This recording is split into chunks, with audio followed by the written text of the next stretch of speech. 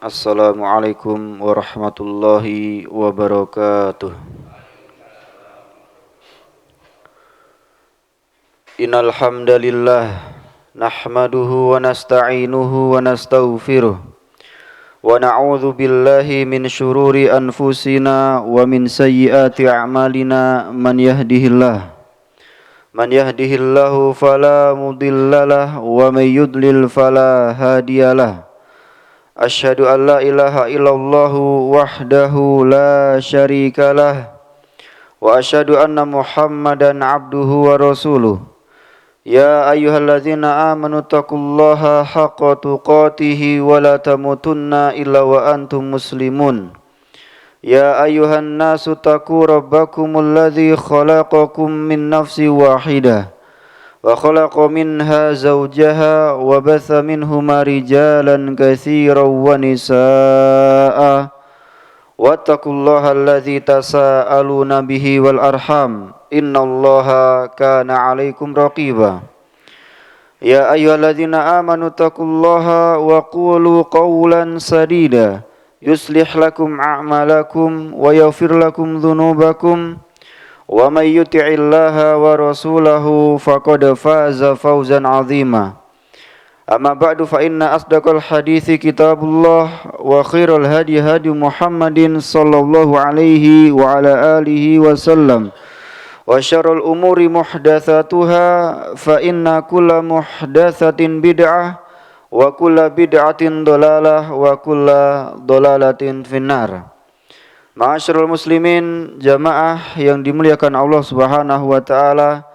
Pertama-tama marilah kita senantiasa memuji Allah Subhanahu wa taala atas limpahan nikmat, hidayah, pertolongannya, taufiknya. Kita kembali dikumpulkan oleh Allah Subhanahu wa taala.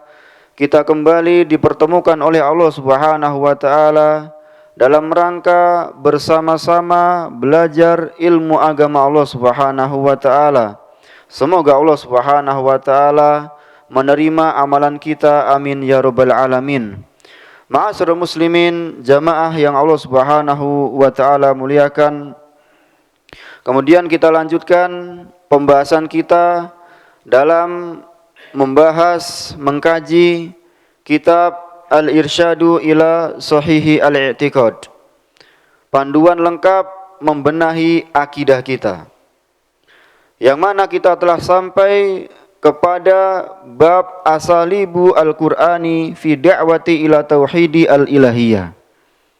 Bagaimana metode Al-Qur'an dalam menjelaskan tauhid al-uluhiyah. Apa saja cara Al-Qur'an dalam menegakkan tauhid uluhiyah di dalam hati seorang hamba. Maka ma'asyiral muslimin, jamaah yang Allah Subhanahu wa taala muliakan, di zaman sekarang apabila kita bertanya kepada manusia, siapa yang menciptakan langit dan bumi? Siapa yang memberikan rezeki?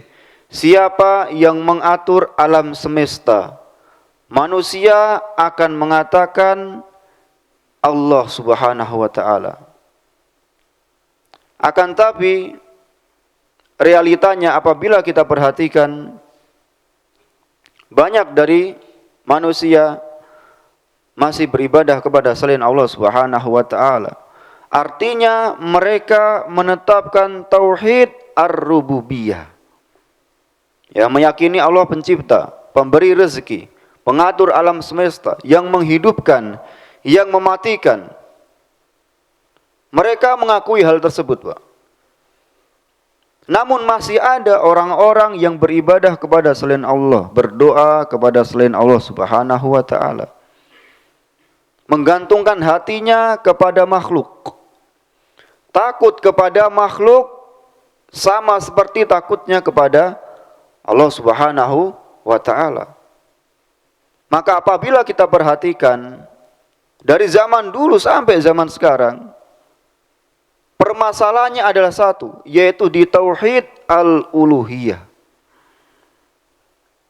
Bagaimana mereka memberikan ibadah hanya kepada Allah Subhanahu wa taala. Inilah problem manusia dari zaman dulu sampai zaman sekarang, Pak. Kalau tauhid ar-rububiyah semua mengakuinya. Maka fokus dakwahnya para nabi dan rasul bukan di tauhid ar-rububiyah, akan tapi di tauhid al-uluhiyah. Bagaimana manusia memberikan seluruh ibadahnya hanya kepada Allah Subhanahu wa ta'ala. Sehingga tugas para nabi dan rasul bukan hanya mengenalkan Allah Subhanahu wa ta'ala saja. Tugas utama mereka adalah yukhrijun nas minadz zulumati ilan nur. Mengeluarkan manusia dari kegelapan menuju cahaya. Kegelapan kesyirikan menuju cahaya keimanan. Kegelapan kemaksiatan menuju cahaya ketaatan. Kegelapan kebid'ahan menuju cahaya sunnah. Inilah fokus utama dakwah para nabi dan rasul semuanya tanpa terkecuali. Jamaah yang Allah Subhanahu wa ta'ala muliakan, sehingga di dalam Al-Quran Allah Subhanahu wa ta'ala ketika menjelaskan tentang tauhid al-uluhiyah supaya tegak di hati seorang hamba, supaya menancap, supaya diamalkan oleh seorang hamba, banyak sekali metodenya, banyak sekali caranya. Adapun tauhid rububiyah, Rasul sallallahu alaihi wasallam tidak fokus di situ. Ma'asyiral muslimin yang Allah Subhanahu wa taala muliakan, Rasul sallallahu alaihi wasallam berjalan di pasar Quraisy, Pak. Beliau mengatakan, ayyuhan nas, qulu la ilaha illallah tuflihu. Wahai manusia, semua manusia. Wahai Quraisy, semua Quraisy, ucapkan la ilaha illallah, engkau akan selamat. Inilah yang menjadi fokus dakwahnya Nabi kita yang mulia sallallahu alaihi wasallam. Khatamur Rusul, penutup para nabi, penutup para rasul. Fokusnya adalah mengembalikan manusia untuk beribadah hanya kepada Allah Subhanahu wa taala. Iyyaka na'budu wa iyyaka nasta'in.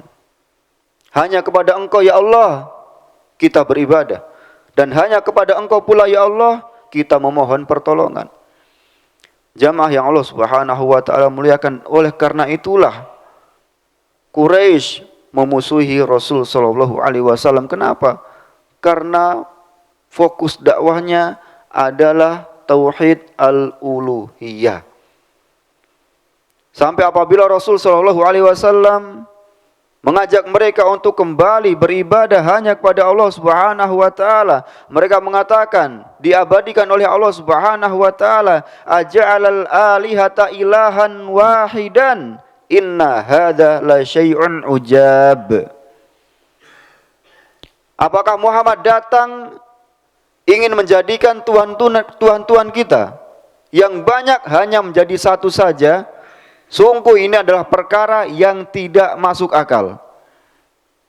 Ini adalah perkara yang mengherankan. Kok bisa Muhammad datang kemudian mencaci maki Lat, Uzza, Manat, Hubal, tuhan-tuhan Quraisy.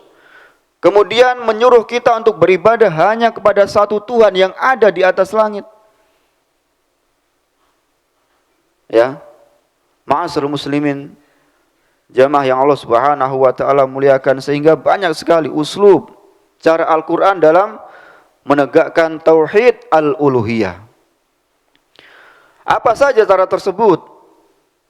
Yang pertama disebutkan oleh muallif hafizahullah taala, yang pertama adalah amruhu subhanahu wa taala bi'ibadatihi wa tarku ibadati ma siwa.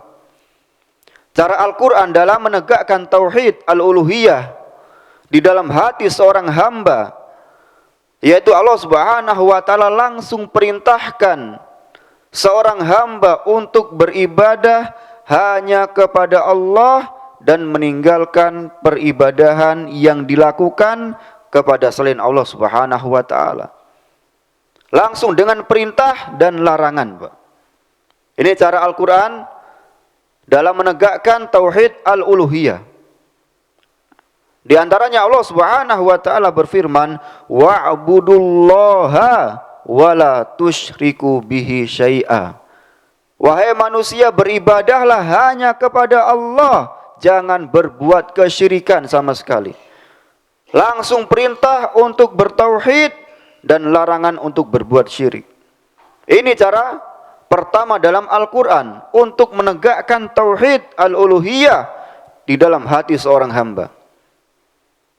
Jamaah yang Allah Subhanahu wa taala muliakan, dan Allah Subhanahu wa taala mengatakan, ya ayyuhan nasu ubudu rabbakum alladzi khalaqakum.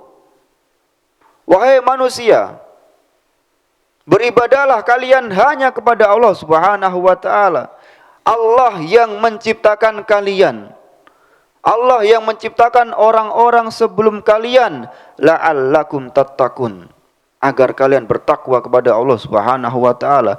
Perintah untuk bertauhid. Wa hadza awwalu amrin fil Qur'an, al-amru bi ibadatillahi azza wajal. Dan ayat ini merupakan perintah pertama di dalam Al-Qur'an. Apabila kita baca surat Al-Baqarah,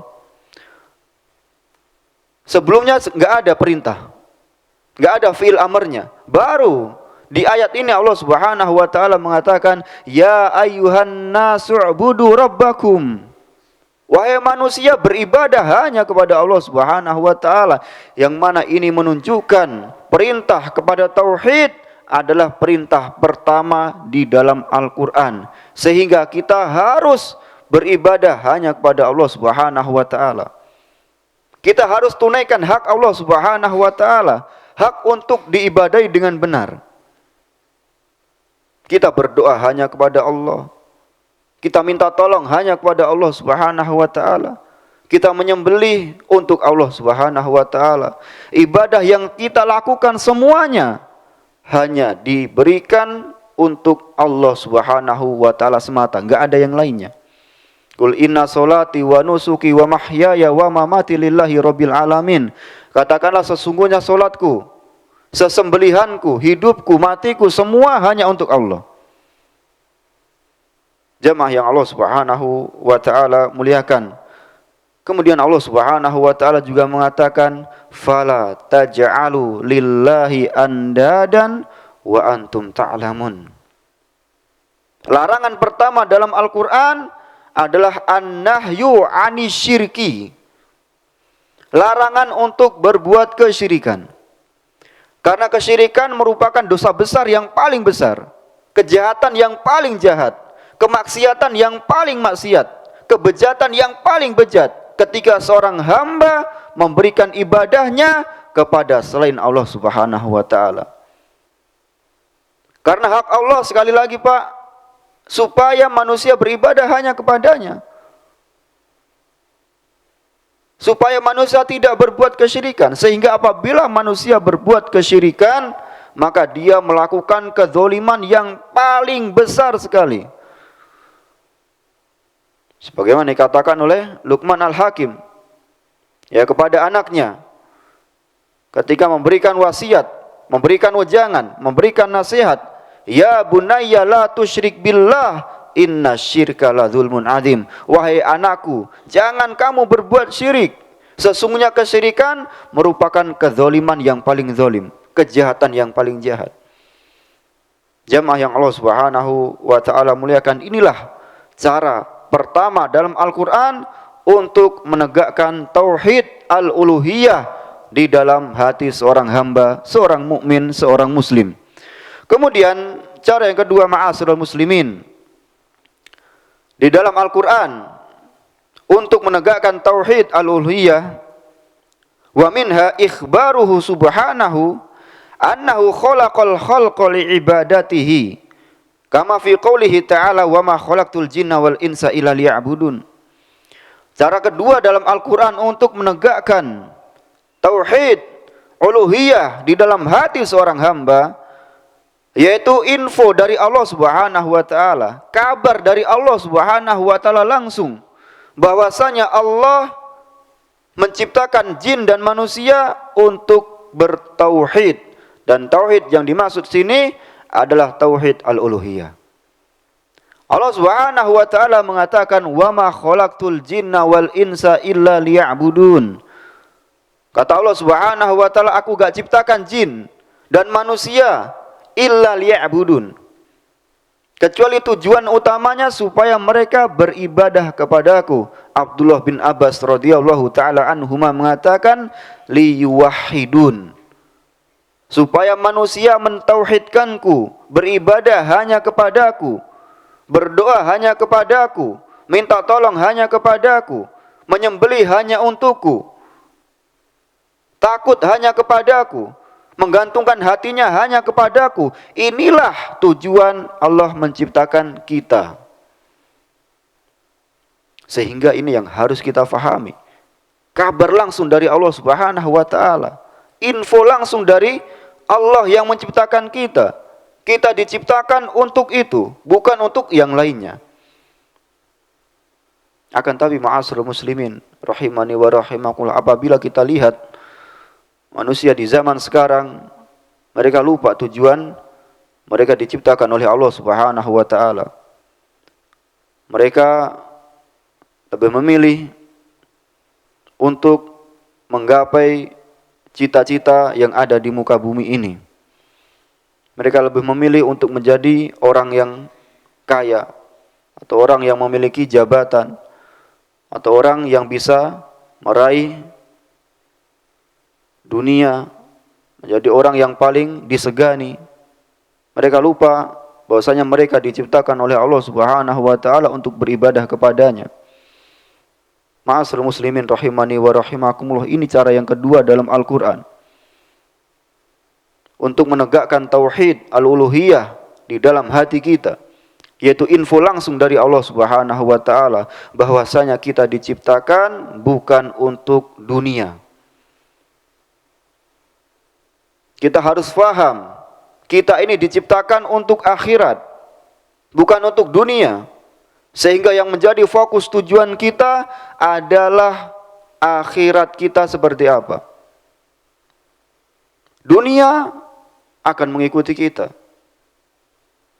Sehingga seorang penyair mengatakan, inna lillahi ibadan futona, tolakud dunya wa khoful fitana. Ya, disebutkan oleh Al-Imam An-Nawawi di Muqaddimah Riyadhus Shalihin. Seorang penyair mengatakan, inna lillahi ibadan futona, tolakud dunya wa khoful fitana. Kata seorang penyair, sesungguhnya Allah Subhanahu wa taala memiliki hamba-hamba yang cerdas, yang fatonah. Siapa hamba-hamba cerdas tersebut? Mereka adalah orang yang tolakud dunya wa khoful fitana. Mereka lebih memilih mentalak dunia karena takut fitnah yang ada di dunia tersebut. Ini hamba-hamba Allah Subhanahu wa taala yang cerdas, bukan malah fokus untuk mengejar cita-cita dunia. Boleh saja seorang memiliki cita-cita di dunia, boleh, akan tapi jangan lupa cita-cita awal adalah cita-cita akhirat. Yang dia fikirkan, bagaimana saya bisa masuk surga Allah Subhanahu wa taala. Yang dia fikirkan, bagaimana saya bisa selamat dari azab Allah Subhanahu wa taala. Ini yang harus difikirkan seorang muslim, Pak. Bukan saya besok dapat apa, saya hari ini bisa dapat uang berapa, saya bisa dapat jabatan apa. Sehingga itu bisa melalaikan dia dari tujuan utama dia diciptakan oleh Allah Subhanahu wa taala. Syaitan akan terus menggoda kita, menyesatkan kita dari seluruh arah kita, dari depan, belakang, samping, kanan, samping, kiri, atas, bawah. Syaitan akan mencari celah kita untuk disesatkan olehnya. Dicari mana titik lemahnya. Harta, wanita, tahta, atau apa, akan dicari terus oleh syaitan, dan kita akan disesatkan oleh syaitan. Sehingga kita butuh Allah Subhanahu wa taala. Kita butuh perlindungan Allah Subhanahu wa taala. Ya ayuhan nas antumul fuqara'u ilallah. Kata Allah Subhanahu wa taala, wahai manusia, kalian ini fakir. Kalian butuh sama Allah Subhanahu wa taala. Sehingga kita harus gantungkan hati kita kepada Allah Subhanahu wa taala. Hamba-hamba Allah Subhanahu wa taala yang cerdas adalah mereka yang lebih fokus untuk kehidupan akhirat daripada kehidupan dunianya. Akan tapi Allah Subhanahu wa taala katakan bal tu'thirunal hayatad dunya wal akhiratu khairu wa abqa. Akan tetapi wahai manusia, kalian lebih memilih kehidupan dunia, padahal akhirat lebih kekal, lebih abadi, lebih baik untuk kalian. Jamaah yang Allah Subhanahu wa taala muliakan, sehingga kita harus jadikan kehidupan dunia ini sebagai ladang untuk mendapatkan pahala yang banyak dari Allah Subhanahu wa taala. Ad-dunya mazru'atul akhirah.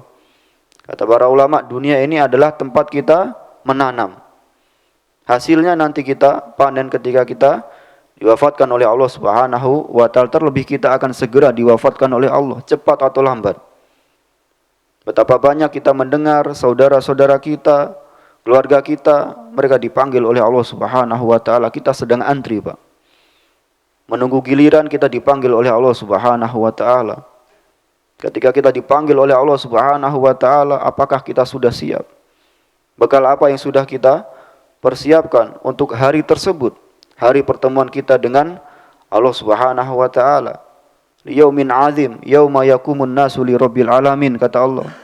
Pada hari yang sangat agung, hari yang sangat besar. Hari yang sangat melelahkan, hari yang sangat berat. Hari ketika seorang hamba berdiri di hadapan Allah Subhanahu wa taala. Kemudian Allah akan bertanya kepadanya tentang amalan yang telah ia lakukan. Kata Rasul sallallahu alaihi wasallam dalam hadis Tirmizi, beliau sallallahu alaihi wasallam mengatakan, la tazulu qadama 'abdin yaumal qiyamah hatta yus'al an umrihi fima afna. Kedua kaki anak Adam tidak akan bergeser di hari kiamat sampai Allah Subhanahu wa taala bertanya kepadanya tentang 4 hal.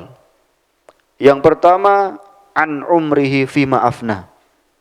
Tentang umurnya dihabiskan untuk apa? Kalau kita bicara tentang umur, berarti kita bicara tentang apa, Pak? Tentang waktu. Waktu kita habis untuk apa?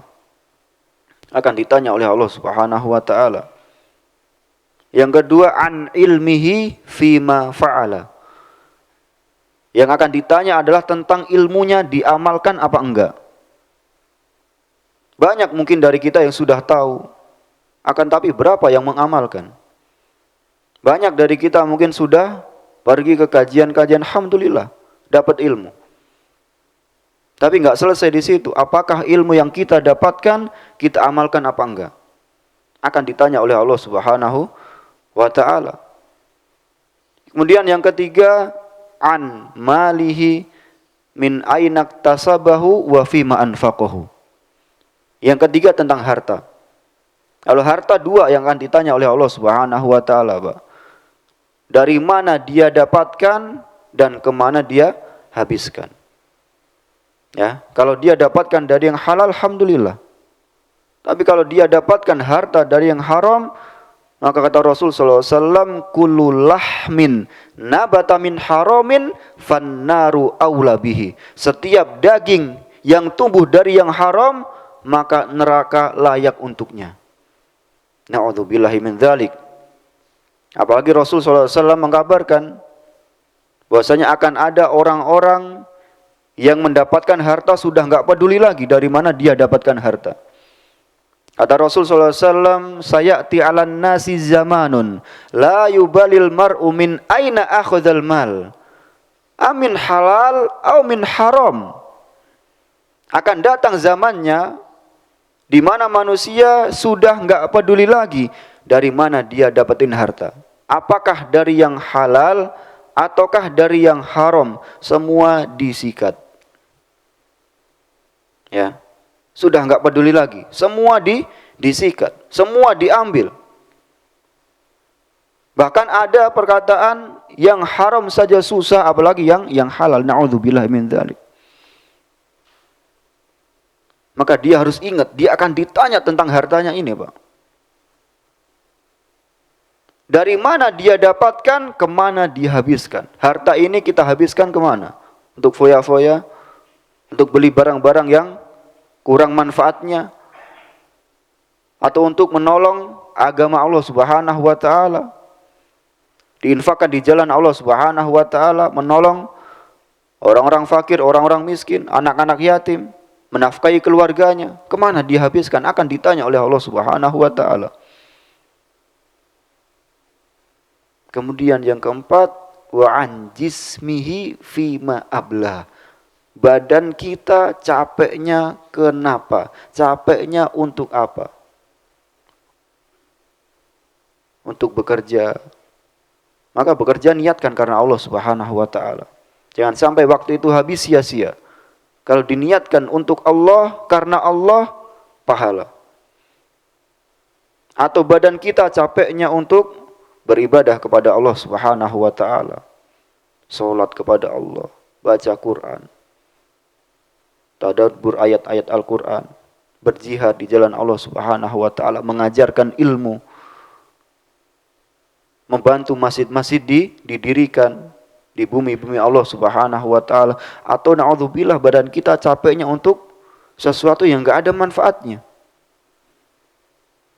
Atau badan kita capeknya naudzubillah malah untuk berbuat maksiat kepada Allah Subhanahu wa taala. Ingat kita akan ditanya oleh Allah Subhanahu wa taala. Tapi ma'asyiral muslimin rahimani wa rahimakumullah. Kemudian cara yang ketiga, cara Al-Qur'an dalam menegakkan tauhid uluhiyah di hati seorang hamba. Wa minha ikhbaruhu annahu arsala jami'ar rusuli bida'wati ila ibadatihi wan nahyi an ibadati ma siwa. Cara Al-Qur'an yang ketiga adalah kabar dari Allah Subhanahu wa taala bahwasanya tidaklah Allah mengutus para rasul, mengutus para nabi, melainkan membawa visi yang sangat besar, yaitu beribadah kepada Allah dan melarang manusia berbuat kesyirikan. Ini adalah kabar dari Allah Subhanahu wa taala. Sehingga tidaklah Allah Subhanahu wa taala memerintahkan Nabi Nuh dan nabi-nabi setelahnya. Rasul pertama dalam sejarah manusia, Nabi Nuh alaihi salatu wasallam, tidaklah dia diutus oleh Allah Subhanahu wa taala. Sampai nabi kita yang terakhir Muhammad sallallahu alaihi wasallam, tidaklah mereka diutus oleh Allah kecuali membawa misi yang sangat besar. Yang pertama, memerintahkan manusia untuk kembali beribadah hanya kepada Allah. Dan yang kedua, melarang manusia jangan berbuat syirik, jangan.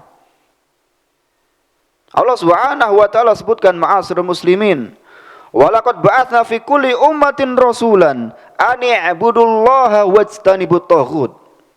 Kata Allah Subhanahu wa taala, tidaklah aku utus rasul kepada kaumnya, melainkan mereka mengatakan kepada kaumnya, an i'budullaha, wahai kaumku kembali kepada Allah Subhanahu wa taala.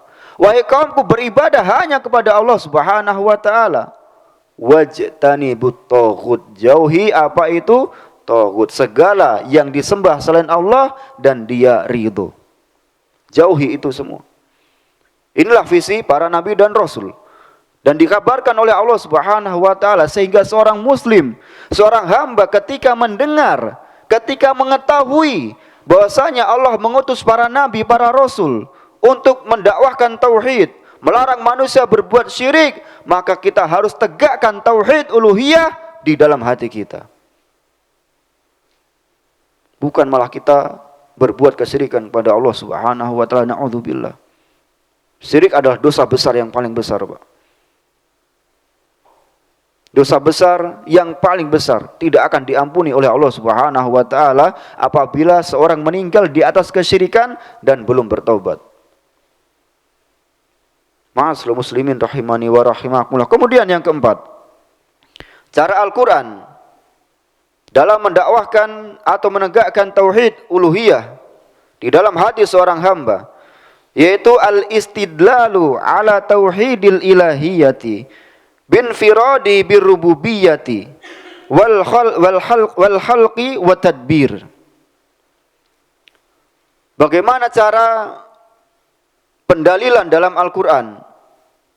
Allah Subhanahu wa taala berdalil dengan tauhid rububiyah untuk menegakkan tauhid uluhiyah.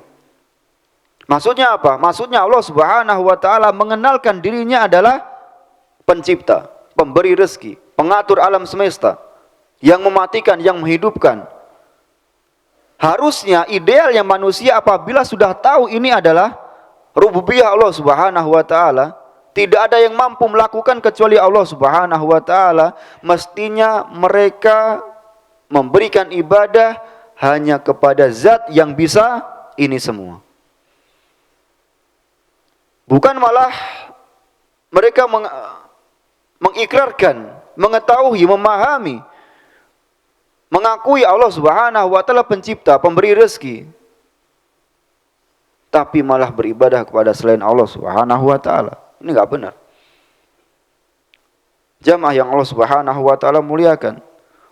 Oleh karena itu Allah Subhanahu wa taala mengatakan, "Ya ayyuhan nasu ubudu rabbakum alladzi khalaqakum walladzina min qablikum la'allakum tattaqun." Wahai manusia, sembahlah Allah. Kenapa sih Allah itu disembah? Kenapa sih Allah adalah satu-satunya zat yang berhak untuk disembah? Karena Allah yang menciptakan kalian. Ya, masuk akal. Kenapa Allah disembah? Allah yang menciptakan kalian. Allah yang menciptakan orang-orang sebelum kalian. Allah yang menjadikan bumi ini sebagai firash, sebagai hamparan. Kalian bisa berjalan, kalian bisa mencari nafkah, mengairi rezeki. Allah jadikan langit sebagai bina, atap, tanpa tiang. Luar biasa ciptaan Allah Subhanahu wa taala. Tanpa tiang bisa berdiri dengan sempurna. Itulah Allah Subhanahu wa taala ketika menciptakan sempurna. Allah jadikan dari langit tersebut, atau Allah turunkan hujan. Dari hujan tersebut Allah tumbuhkan sayur-sayuran, buah-buahan. Kalian bisa makan, perut bisa kenyang. Rezeki dari Allah Subhanahu wa taala. Ketika kita faham Allah yang bisa melakukan ini, harusnya kita beribadah hanya kepada Allah Subhanahu wa taala, bukan malah beribadah kepada selain Allah. Harusnya kita gantungkan hati kita kepada Allah Subhanahu wa taala, bukan kita gantungkan hati kita kepada dunia, kepada makhluk yang lemah. Kita sandarkan hati kita kepada zat yang menciptakan itu semua, bukan kita sandarkan hati kita kepada manusia yang lainnya. Mereka sama dengan kita, sama-sama lemah, nggak bisa menciptakan, nggak bisa memberikan rezeki, nggak bisa mengatur alam semesta, nggak bisa. Ma'asyiral muslimin rahimani wa rahimakumullah. Kemudian Allah Subhanahu wa taala juga mengatakan, wa min ayatihi al-lailu wan naharu wasyamsu wal qamar. Di antara tanda-tanda kekuasaan Allah Subhanahu wa taala adanya siang dan malam. Adanya matahari dan bulan. La tasjudu lisyamsi wala lil qamar. Jangan kalian sujud kepada matahari dan bulan, jangan. Sujudlah kepada Allah Subhanahu wa taala yang menciptakan itu semua. Sehingga di dalam ayat ini, Pak, Allah Subhanahu wa taala menjelaskan kepada kita kenapa kita harus beribadah hanya kepadanya. Karena Allah Esa dalam rububiyah. Inilah ayat-ayat Al-Qur'an yang menjelaskan kepada kita yang mestinya kita faham. Ma'asyiral muslimin rahimani wa rahimakumullah. Kemudian yang kelima, Allah Subhanahu wa taala kenapa menjadi satu-satunya zat yang diibadahi dengan benar? Yang kelima adalah cara yang kelima dalam Al-Qur'an untuk menegakkan tauhid uluhiyah di dalam hati kita, yaitu al-istidlalu ala wujubi ibadatihi subhanahu bin firadihi bi sifatil kamali wa intifai dzalika an alihatil musyrikin. Di dalam Al-Qur'an Allah Subhanahu wa taala memerintahkan kita untuk beribadah hanya kepadanya. Kenapa? Karena Allah sempurna sifat dan nama-namanya. Beda dengan sifat makhluk, nggak akan sama. Allah Subhanahu wa taala Ar-Rahman, Ar-Rahim. Maha pemberi, Maha pengasih. Semua dikasih oleh Allah Subhanahu wa taala. Ya. Allah Subhanahu wa taala memberikan dunia ini kepada orang-orang kafir juga, enggak hanya orang muslim. Artinya Allah yang memberikan. Allah berikan dunia ini kepada orang yang dicintai dan orang yang enggak dicintai sama Allah. Tapi Allah memberikan iman hanya kepada orang yang Dia cintai. Innallaha a'ta hadhihi dunya liman ahabba wa man la yuhib. Sesungguhnya Allah Subhanahu wa taala memberikan dunia ini, Pak, kepada orang yang dicintai dan orang yang enggak dicintai sama Allah. Kenapa? Karena konsep dunia ujian. Ya, sehingga semua dikasih oleh Allah Subhanahu wa taala. Enggak muslim, enggak kafir, enggak munafik, semua bisa makan, semua bisa minum, semua bisa menikmati kenikmatan dunia ini yang Allah ciptakan. Wa innallaha ma'a'ta al-hidayata wal iman illa liman ahabba faqat. Hanya saja Allah enggak memberikan hidayah dan keimanan ini, Pak, melainkan hanya kepada orang yang dicintai. Dan apabila kita dipilih oleh Allah Subhanahu wa taala menjadi orang-orang yang beriman kepadanya, maka puji Allah. Enggak ada yang layak dipuji kecuali Allah Subhanahu wa taala. Demi Allah, kalau bukan karena kasih sayang Allah, kalau bukan karena rahmat Allah, kalau bukan karena hidayah dari Allah, kita enggak akan dipilih oleh Allah Subhanahu wa taala. Miliaran penduduk dunia, berapa yang muslim, Pak? Iya kan? Berapa yang menjadi seorang muslim? Miliaran muslim. Berapa yang benar-benar beriman? Ya. Miliaran yang beriman. Berapa dari mereka yang sholat? Miliaran yang sholat. Berapa dari mereka yang faham ucapan yang dia ucapkan ketika sholat? Berapa dari mereka yang mentauhidkan Allah? Dan ketika kita dipilih oleh Allah Subhanahu wa taala, tidak ada yang bisa kita puji kecuali Allah Subhanahu wa taala. Maka pujilah Allah Subhanahu wa taala dengan sebaik-baik pujian. Jemaah yang Allah Subhanahu wa taala muliakan, Allah Subhanahu wa taala mengatakan, fa'budhu wastabir li'ibadatihi hal ta'lamu lahu samia. Wahai manusia, beribadah kalian kepada Allah dan sabar ketika beribadah. Ya, kita tahu sabar itu ada 3. Sabar ketika berbuat ketaatan kepada Allah Subhanahu wa taala butuh kesabaran. Sabar meninggalkan maksiat, yang kedua, yang ketiga sabar ketika dapat ujian. Jelaskan oleh para ulama. Ketika seorang beribadah, dia juga harus bersabar. Hal ta'lamu lahu samia, apakah kamu tahu ada yang setara dengan Allah Subhanahu wa taala? Enggak ada. Laisa kamitslihi syai'. Enggak ada yang setara dengan Allah Subhanahu wa taala. Walam yakul lahu kufuwan ahad. Enggak ada yang sekufu dengan Allah. Sehingga ketika kita tahu Allah Subhanahu wa taala dengan sifatnya, namanya yang mulia, namanya yang husna, sifatnya yang ulia, harusnya kita beribadah hanya kepada Allah Subhanahu wa taala. Bukan malah beribadah kepada selain Allah Subhanahu wa taala. Ma'asal muslimin rahimani wa rahimakumullah. Kemudian yang keenam adalah ta'jizuhu li alihatil musyrikin. Allah Subhanahu wa taala menjelaskan lemahnya sesembahan-sesembahan yang disembah oleh orang-orang musyrik. Dijelaskan lemahnya oleh Allah Subhanahu wa taala. Kata Allah Subhanahu wa taala, ayusyrikuna ma la yakhluqu syai'aw wa hum yukhlaqun. Apakah mereka hendak menyembah zat yang tidak bisa menciptakan padahal mereka diciptakan? Di sini Allah Subhanahu wa taala menjelaskan lemahnya sesembahan-sesembahan yang disembah oleh manusia. Sehingga apabila kita faham mereka lemah, ya ngapain kita beribadah kepada mereka? Dijelaskan oleh Allah Subhanahu wa taala. Ma'asal muslimin rahimani wa rahimakumullah. Kemudian yang ketujuh adalah tasfihul musyrikina alladzina ya'buduna ghairallah. Allah Subhanahu wa taala menjelaskan betapa kaum musyrikin ini tidak mengetahui, tidak tahu ilmunya. Mereka beribadah kepada selain Allah Subhanahu wa taala, ditasfih. Ya, dibodoh-bodohkan. Kok bisa kalian ini sudah dikasih akal sama Allah tapi malah menyembah selain Allah Subhanahu wa taala? Kata Allah Subhanahu wa taala, qala afata'buduna min dunillahi ma la yanfa'ukum syai'aw wa la yadurrukum. Wahai manusia, apakah kalian menyembah kepada sesuatu yang tidak bisa memberikan manfaat untuk kalian dan enggak bisa memberikan bahaya?